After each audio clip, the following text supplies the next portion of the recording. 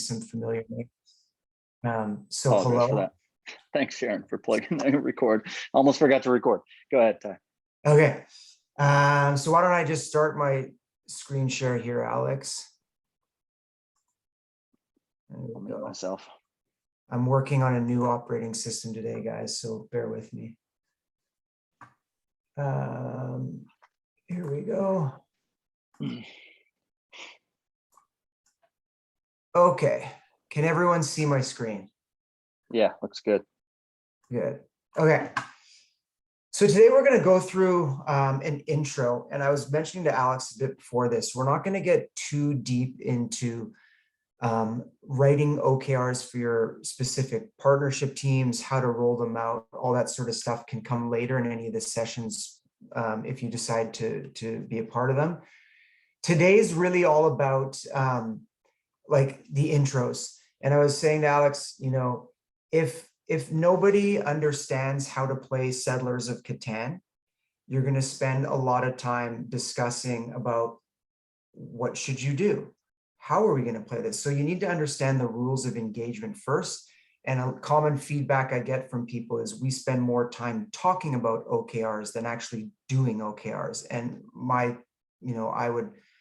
thesis is that it's because no one's looking at the rule book together and being in line. So let's dig in. So just a bit of background on me. I'm based in Vancouver, Canada. I consider myself an outdoor cat. I have a 2-year-old and I drag her all around the North Shore Mountains here and to the beach and on long bike rides. And that's what's taking up a lot of my time outside of work. I head up partnerships at Ally. We primarily have 2 streams there. We have our consulting partners and our tech partners. And I work daily with these consulting partners, and they service founders, executives, and senior leaders who help on all matters related to business transformation, which includes OKRs. I previously spent 4 years at Unbounce, where I kind of built the partnership function from the ground up. And prior to that, I was in corporate partnerships in the sports, entertainment, and e-com industries. And of note, maybe like a lot of you, I've had some really poor OKR experiences in these past lives. They were an afterthought. They were a methodology that was slapped on in order to kind of, create the appearance of knowing what we're doing. But OKRs are an investment, in the same way that your company might invest in Salesforce. You got to think about what's the additional investment that's going to come along with, the consulting and implementation. So that's how I view OKRs, that they're definitely an investment that your company makes. So just a quick pulse check. If you can drop a number into the chat and rate yourself from 1 to 5 on how familiar are you with OKRs. So you're a 1 if you have no clue, and 5, you're a master and you don't even need me here to be giving this talk. So I just love to see where people feel that they're at. Alex, do you want to call out some of the numbers? Yeah, we got 5 from Ross, 4 from Chris. I'm a 2. Sharon's 4. Sloan's a 4. Adam's a 3.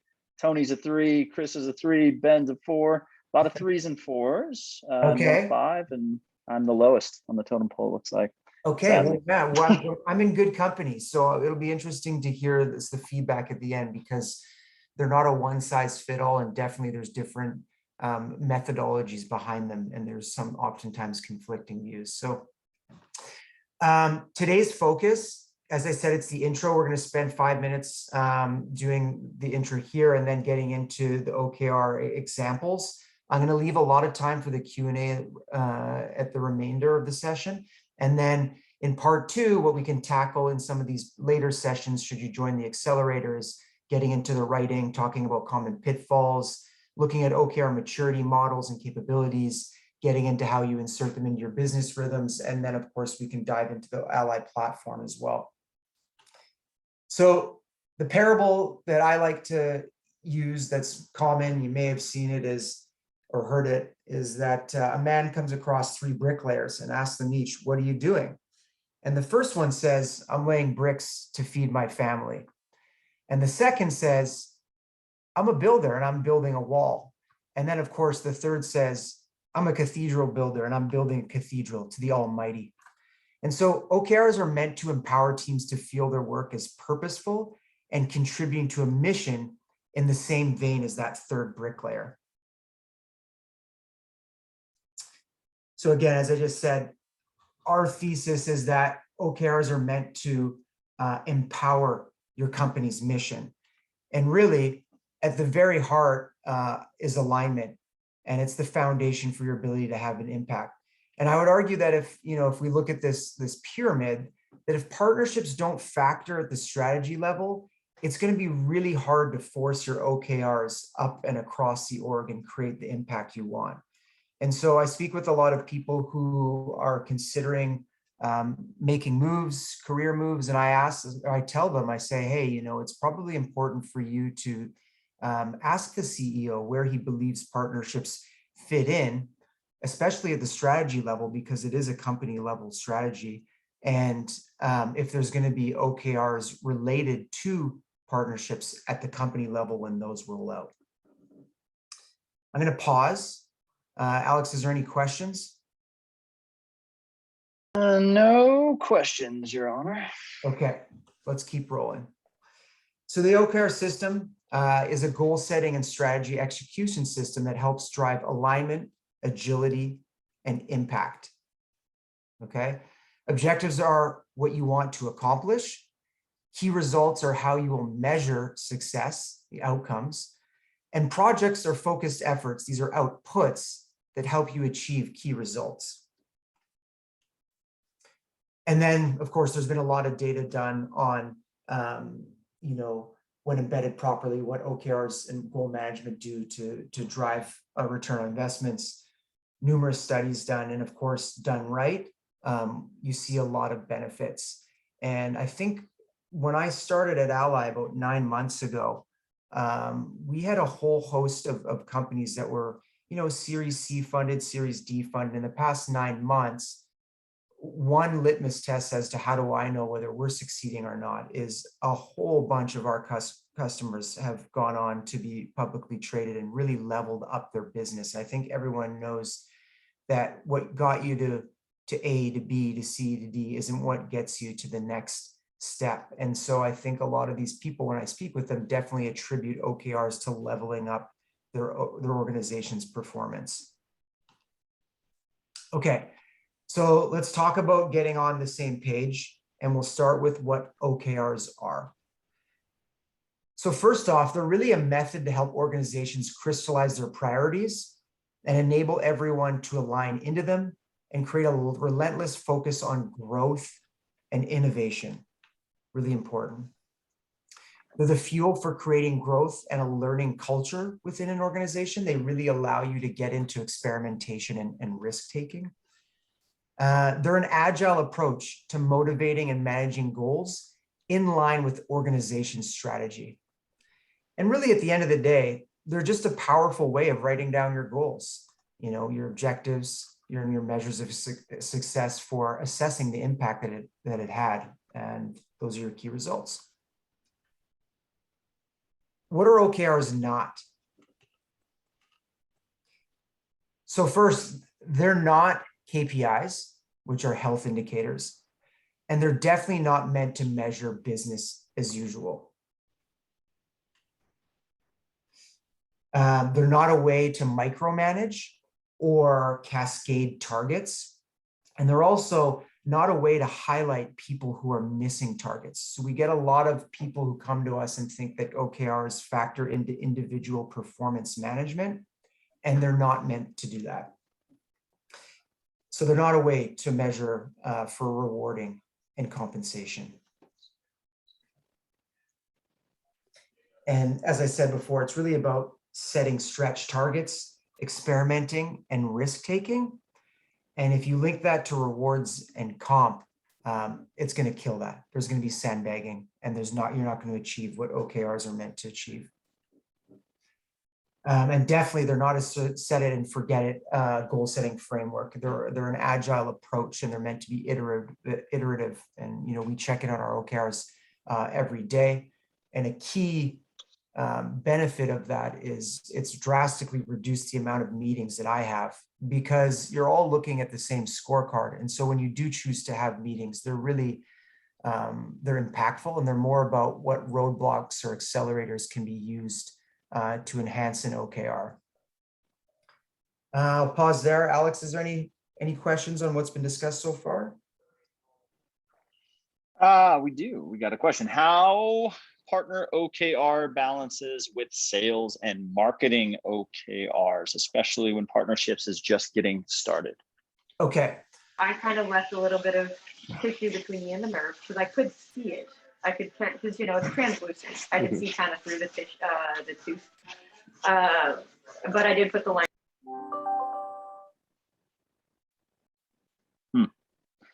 I may have accidentally muted someone. Sorry if I accidentally muted you. I was trying to mute somebody else's background noise, but did you get all that, Ty? That's all good. I did. Let's save that for the end, because we're going to just set the stage for that. Mm-hmm. Okay. I'm going to get into one more analogy because people often get stuck on OKRs and KPIs. So I'm going to steal this. This is from one of our partners there, Be Giants. He's influenced me heavily on how I think about OKRs. And so let's imagine that the mission of your company or department, essentially where you're trying to get to, is the destination in your car ride. That's the ultimate end goal. So in your car, you generally have two pieces of information in front of you: the dashboard, which tells us things like the speed we're going, our battery level, the engine temperature, our water levels. They're very similar to your KPIs, and that they're basically your health metrics. They tell you if you're going to survive the journey. So examples in a business might be cash on hand, burn rate, even employee or customer satisfaction scores. For partnership teams, it might be the number of partners in your program, engagement levels, or how many leads you're generating for partners. Things we want to monitor and have stay healthy. Otherwise, we're not going to survive the journey. Okay. Our OKRs, on the other hand, are like our GPS. They tell us how we're going to get to our destination and the steps we need to take. So what are the key decisions that we're going to make, and what is the information that we really need to know? And we all know that routes change depending on the circumstances. So the route needs to remain agile. Like if there's an accident ahead, we're not just going to hit the traffic and sit there. We're going to use our GPS or our OKRs to navigate a better route given that the new information we have. So this really isn't to say that KPIs can never feature in OKRs.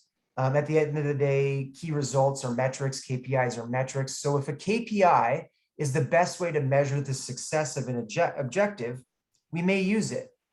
Or if a KPI falls into the red zone, like our partner engagement drops off a cliff, we might use an OKR to bring that KPI back on track. Just like if our fuel level is low, we'd use our GPS to bring us to the next charging port or gas station. So we use our OKRs to bring that health metric back up to a safe level that ensures we'll survive the journey. But we don't leave it in there and measure it forever. So these two things live harmoniously. And another way to think of KPIs is business as usual. Okay, I'm going to transition this into another analogy, and I want you to keep this in your head as we think about partnership OKRs at your company. So OKRs are best used to shine a spotlight on the strategic priorities of your partnership team at any one time, versus a floodlight, which just is all of the things, right? If this ballerina was under a floodlight, you'd be able to see all of them and nothing would be in focus. So we don't want to shine a floodlight across everything we're doing, because then nothing is in focus. And if everything is a priority, then nothing's a priority. So it really is about what are the 3 to 4 key things you and your partnership team want to shine a spotlight on in a given year or quarter. So we're not going to shine a floodlight. That's business as usual. So the way that you can test this is that an objective should always be doing at least one of 3 things: driving growth, innovation, or change. If it's not doing one of those things, it's probably business as usual and not an OKR. And again, we can test this by asking ourselves, is this objective doing something new, something differently, or driving a significant change over previous results? If it's not doing one of these things, it's probably not an OKR worth utilizing. It would probably seem to be business as usual, because the word significant here is important. So for example, if we want to go from 10 partners to 1,000, that's a significant change. That deserves an OKR. If it's adding 10 to 20%, I'd classify that as business as usual. Okay. Last slide, and then we're going to open up the floor. And let's just look at an example of an OKR partnership. So on the left-hand side, we have the objective, which of course is what is to be achieved and why. And the example we'll use here is expand on the type of partners we work with so that we become more diversified and able to move into new markets. So we look at the bullet points below and it meets the criteria in that it's qualitative. An objective is meant to be aspirational and qualitative by nature. It's supposed to be motivational. So it's not supposed to contain any numbers or targets within the objective. Okay. It's significant. Of course, we talked about the growth, change, or innovation checks. It's actionable without prescribing how we're going to do it in its writing. And it is motivational. On the right-hand side is an example key result to the objective is how will we know if we've achieved our objective? And the example KRs might be one, we've achieved $1 million in revenue through partners in new markets. The second might be achieve a minimum of 5% market share in each new market. Okay. The bullets underneath are important in quantifying this, which is, of course, they're quantitative. They're preferably a lagging metric, something that you can see a result from as opposed to a leading metric. Early days partnership teams, you might be using leading metrics like number of partners in the program, et cetera. But ultimately, the outcome that you're after is that lagging metrics.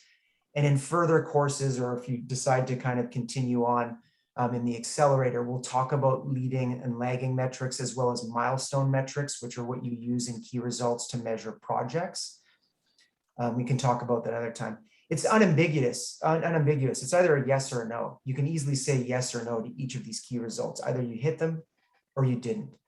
And definitely key results are not actions or to-do lists. Little plug here, we've created a lot of awesome templates for SaaS companies at Ally, and I'll get Alex to share those after.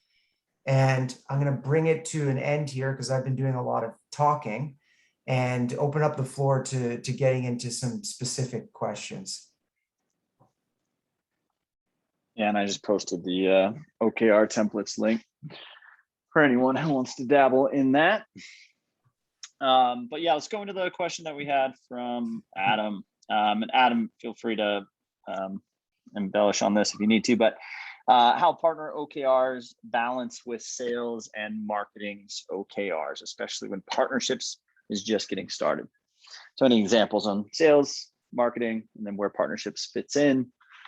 And I think part of that too, that I get asked a lot is how the partnerships, OKRs and just objectives in general work in line with marketing and sales. So right, we're all on the same team type thing. My OKRs aren't going to interfere with yours type thing. Yeah, so I mean, classic answer, it depends. So when I first got to Ally, partnerships actually sits on the marketing team. But the way that I came into the fold was we have a company-wide objective, which is related to creating a killer ecosystem around Ally, and that's a company objective that I own. So that's great because it's good for visibility, and then a whole bunch of people or dependencies and align into that OKR, which is great. But early days for me, I set my OKRs to be related with product on the tech side, okay, and to our marketing and demand gen team on the consulting side. And so we shared OKRs, and the way that Ally works is it's a very, very intuitive visual tool to see the entire company's OKRs. And so daily, when we look at them, when we plug into the various departments that share OKRs, like myself in product or myself in marketing, it's pretty clear as to what we're trying to do together. So in terms of conflict, because we haven't really become a core revenue driver as of this year, I wouldn't see there's not a lot of conflict with sales. Where there might be conflict, but in fact, I've turned that into a shared OKR, is with our services team.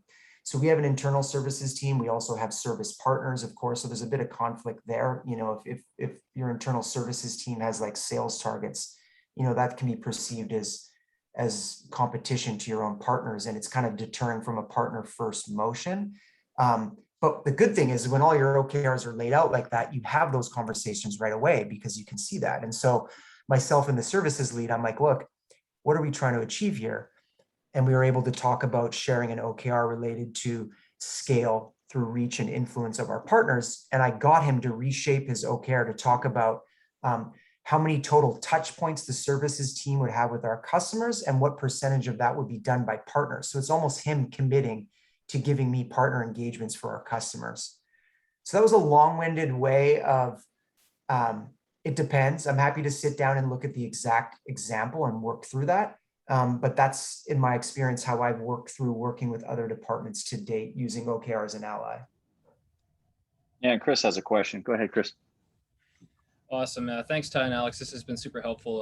So my name is Chris. I work at Gorgeous, an e-commerce help desk platform. And my question is as a mid-management level partner manager, I do often find myself dealing with counterparts at partner organizations who are great, from a social standpoint, but when it comes to actually executing on agreed upon OKRs and projects, I often find that they're maybe not quite experienced enough, or they're just not the right person to help me execute on those OKRs. So the question is, when you've been in those situations, how do you suggest navigating, not going above their head and offending them, but ultimately identifying the correct decision maker within your partner's organization so you can kind of establish that relationship? Because this has happened to me quite a bit. For sure, you're in tough there. And I think there's systemic issues of the partnership. If there's resistance at that level, like, of course it should be implemented at the right level. So, as an example for me, I have OKRs with our partners. But these people are the owners or founders of their consultancies. And so we set quarterly OKRs together. So there's that alignment on like, here's exactly what we want to achieve. And we revisit those quarterly. So if that's not baked into the DNA of your partnership or how you run partnerships at your company, there's probably some systemic things that you want to look at and revisit, and then either adopt with new partnerships or revamp. So I'm not trying to skirt your question, but there is something systemic that needs to be probably addressed and when you're dealing with a partner counterpart who's resisting that on their level, like, I don't know what to say other than like, that's probably tough. Like, you guys should be aligned on your OKRs and they should be wanting to look at, what you're trying to achieve together. Chris, can I ask, like, what is it in a situation where they're actually a good partner, they just don't like the process of going through OKRs and they think they're a waste of time, or what is it? Yeah, it's a great question. So it's a bit of that, but it's ultimately, we're starting to find, at least in like e-com SaaS partnerships, where, partnership personnel are almost like BDRs in a sense, where they're like responsible for like activating and securing new partners, but they're having a little bit too much partner management responsibilities, which I think is a little bit above their head. And so when you do start working with them, you find that they don't have a lot of depth in terms of actually being able to execute on OKRs. So you quickly realize, okay, I need to find someone else. This person kind of got me engaged, but they're not the right person to necessarily be taking this to the promised land with in terms of executing on OKRs. Yeah. So it's really about like, okay, it's great to connect with you, but it's time to kind of navigate towards someone else who is in a position to work together with me. Yeah, that sounds like less of an OKR problem and more of just a navigating as you said, the org problem and finding the right person who really is going to push the ball forward on this. And if you do connect with that person and they are aligned on what you're trying to achieve together, I wouldn't think that having like even H1 or H2 OKRs or annual OKRs in the least, I can't see there being much resistance in that, because if you're both, trying to achieve the similar objectives, then I would think that they would want to be engaged with doing that. Yeah. Yeah, and that could be something you got to start from the beginning of the relationship, lay it out and say, here's some of the OKRs that I'm trying to hit, who in the organization and your organization is also going after those OKRs. Yeah, and another thing too is depending on who the partner is, when I'm recruiting partners, I'm pretty upfront. I'll even flip to a screen share of my ally instance and share them what my OKRs are, or I'll put them on part of the partner slide deck. I'll just tell you, like, this is what I'm trying to achieve this year transparently. Does this align with what you're trying to achieve, or can we help each other right away? And so it's pretty easy to start figuring out if there's a good fit when you're being that transparent. I love it. I love it. We're gonna let Francois, he may have some questions too right now. Chris, say hi to Brian Lastovich for me too. So the summary of that answer, that was a long-winded answer. Francois, if you have any questions for Ty before we're done here, please ask them. But we just got done wrapping a 20-minute intro to OKRs presentation. I need to catch the recording. Sorry, I had a conflict. I just wanted to say hi. Hi. Hey, Francois. That's awesome. Yeah, and welcome back from paternity leave. So welcome back, buddy. Yeah, thank you. Why don't we take one? I have more time if people want to stay on. It looks like there's a bunch of questions, Alex. I'm happy to dive into them with the group if people want to. There's actually one of them. I'm just repeating Chris's question. But I was gonna see if there was anyone having the issues of kind of team OKR. So you have a partnerships team. Chris's question kind of dovetailed into this a little bit, but like, do you task your partner marketing manager, your partner enablement manager, your partner, whoever your titles are on your team with different OKRs, or are they managing KPIs and just looking at KPIs? Meanwhile, you own the OKR. Sure. And again, of course, like it depends on the size of the org, your perspective on them. For example, at Ally, everyone has an OKR, but I would argue there's a lot of instances where not everybody needs to have an OKR. You can have a department or team OKR. When you talk about people who, are maybe on the creative side and they're pushing through a lot of projects and a lot of outputs related to requirements from the partner marketing team, they probably don't require having OKRs. So it really depends. And just going back to that spotlight floodlight analogy, like I think the most impactful way for partner teams to run them is to really look at, like, what is it that you want to move the needle on? Using the criteria that I spoke of before. What are you going to shine a spotlight on for this year or quarter? Not business as usual, right? So there may be instances, and it's up to the person, the team lead, whoever runs the partner team, to make a call on who within their team has OKRs, who's needed and who's not. And sometimes, within an org, quarterly, there might not be an OKR related to partnerships that makes it to the company level. So it depends. So it depends. Okay, so a couple examples. Let's just say I have director of partnerships, then I have a technology partnerships manager, then I have an agency or channel manager, and maybe someone in between doing partner marketing, XYZ. Have you seen OKRs work for everybody on the team, or would you just say probably in that scenario, just the main?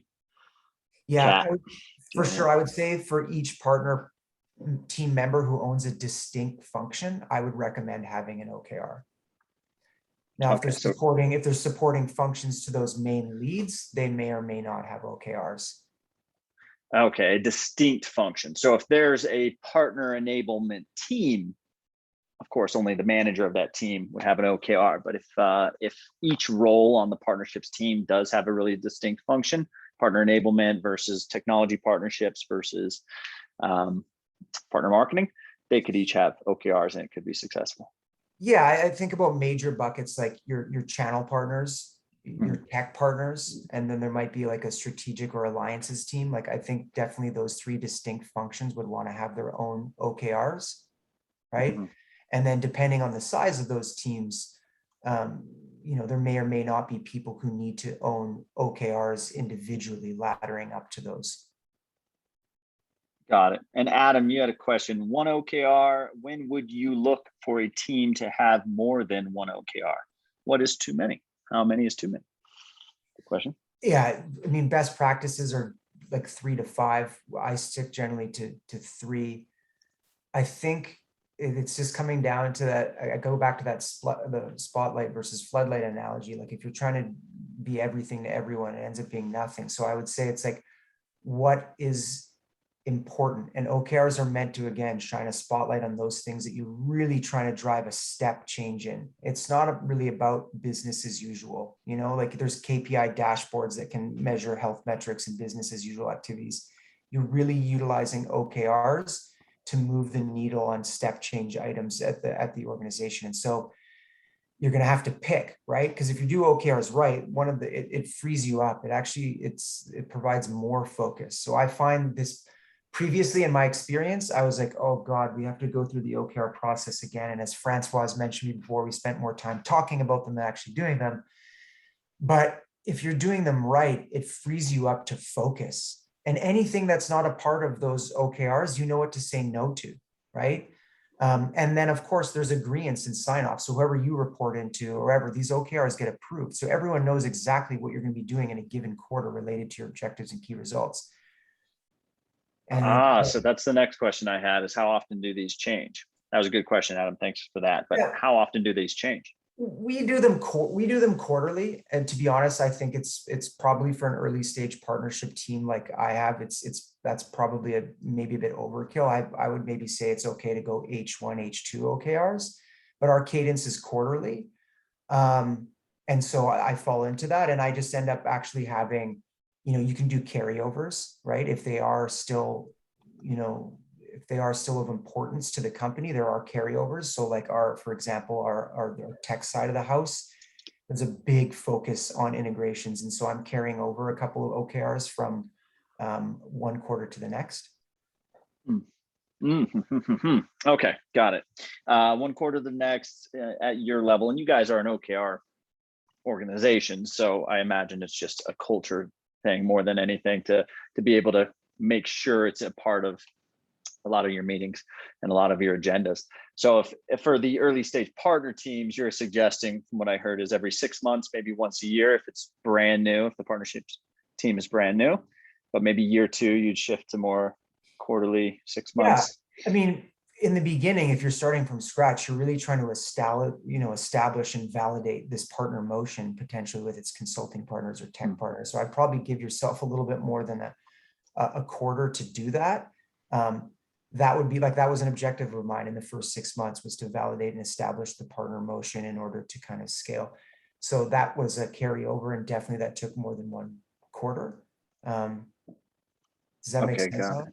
Yeah, it does. And I'm going to ask one more here, but examples of OKRs, just to get a clear definition of, like, in my mind, what it could be and what it is for many of the partner teams that you talk to. What are just some names of some OKRs that partner teams are tracking?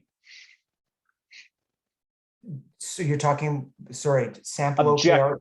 Yeah, just the name and sort of a brief description of some examples. Sure, I can pull up mine right now. I'll share my screen with everybody. I don't mind doing that. There's just 2 this quarter, so let's have a look. Yeah, please. Love examples. Can everyone see? Okay, so there's that annual KR, which could be written a little bit more motivational and aspirational. I actually didn't write that one, but down below you can see my Q3 ones, so that fall under this annual one.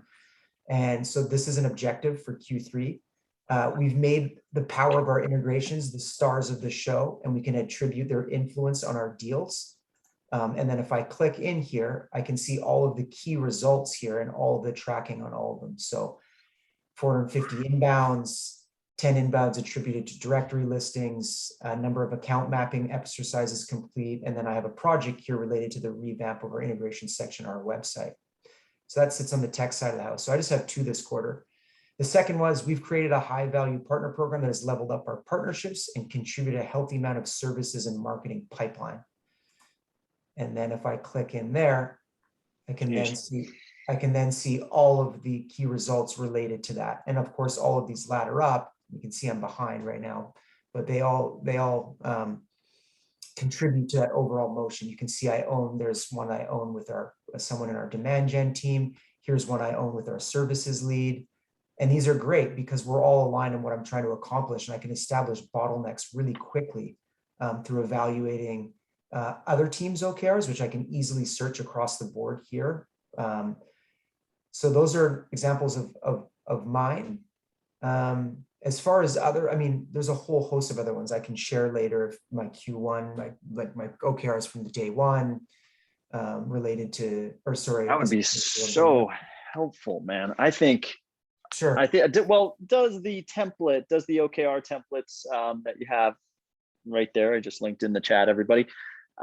Does that have the actual names of some OKRs, like some examples that you can delete and put in your own, or is it just those OKRs live in the Ally sandbox? So when you click into those, they take you directly to what I just showed you, except from different perspectives of the company. So there's marketing, product, HR, company level ones. There's a whole bunch. I don't think we don't have a partnership template, but if anyone wants to, I'm happy to share my other quarters OKRs, and I'm gonna actually create a bunch of templates for partnership OKRs in the future. So so by the time we do the accelerator, it'll be October. So we have a month and a half. Do you think we Is that can a deadline you're giving me, Alex?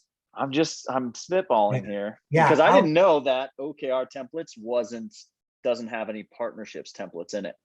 Yeah, we can for sure. I'll have those ready by what was it, October? Sure, we can have. Yeah. I'll set some out for like early stage, mid stage, and late stage OKRs. I can have those. Yeah, I mean, I think that would be super cool and helpful. I mean, even if we just had a spreadsheet that listed them, and then they can just go down the list and say, you know what, that applies to me, that doesn't, and just copy paste them. That could be cool too. Sure, it could be easy. Okay, very cool. So yeah, this was loaded, a little bit more loaded than we had anticipated, I think, but it's good. It's all good stuff. So then a deep dive for this, everybody, is going to be in the Accelerator. I'm going to show that one last time because this thing is just packed. So we have a deep dive on OKRs right here, October 7th at 1 p.m.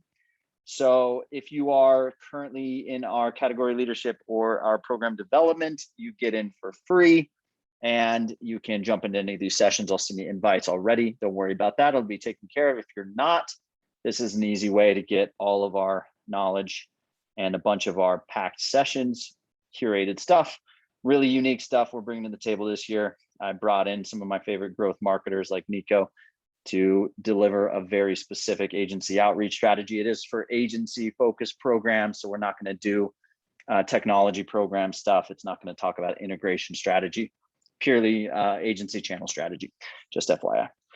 So that's coming October 1st, and Ty has one-on-one sessions. I have one-on-one sessions, and then we have 12 pre-booked sessions that are ready to go, and a bunch of templates and examples and stuff for you guys to run with. So thank you guys. Thanks everyone. Thanks, Ty. If anyone has any further questions, let's just do it in Slack or do it in Ty's calendar, and we'll see you guys in the Accelerator. All right, guys. Thank you. Thanks for having me, Take Alex. care. Bye, Ty. Thank you. Thanks, everyone.